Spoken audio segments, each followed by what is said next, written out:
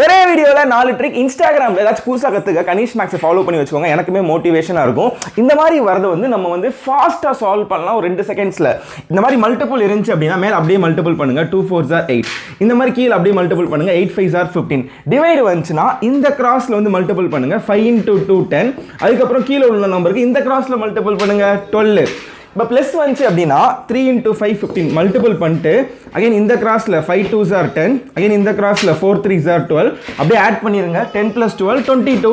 அதே மைனஸ் வந்துச்சு அப்படின்னா 5 3s are 15, இந்த கிராஸில் அப்படியே 5 into 2 10, இந்த கிராஸில் 12 10 -12 -2/15 தான் ஆன்சர். நீங்கள் கமெண்ட் பண்ணுங்கள்.